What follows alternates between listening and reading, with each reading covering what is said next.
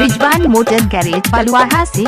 केला कौ के गेयूज बॉडी गुज गुज बुझाई छ।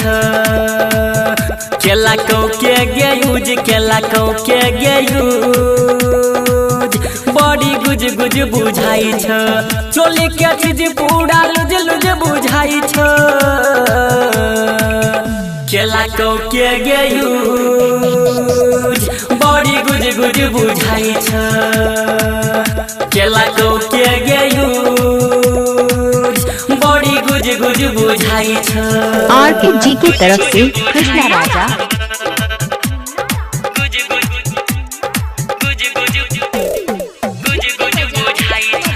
अभी आप सुन रहे हैं पुरसोलिया से सी म्यूजिक की। तोहर 16 के छेलौ जवानी गे जान के करा से तू जाके करे लही ने मान।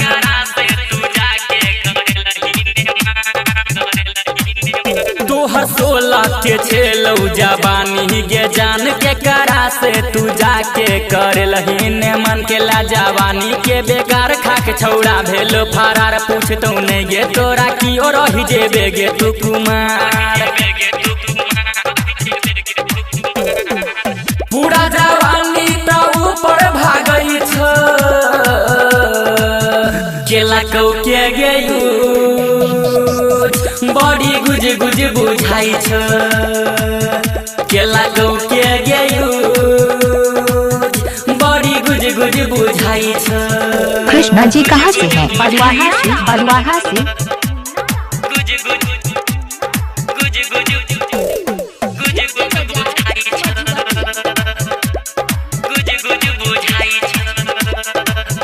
पहिले छेलौ जवानी गे कनी फूलल या बुला गई छौ देखई में घुलल घुलल।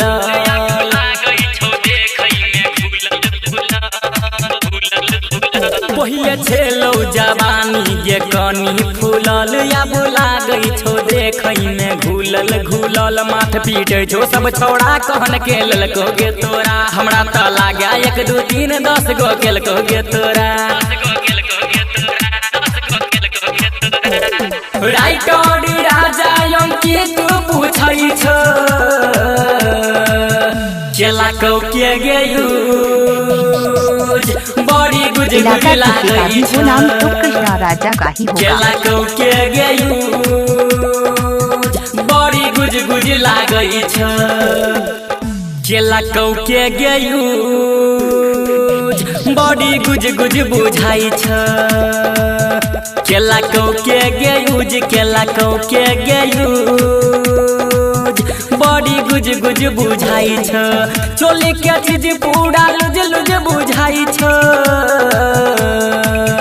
केला कौ के गेयूज मोबाइल नंबर 82 27 91 22 73। केला कौ के गेयूज बॉडी गुज गुज बुझाई छ।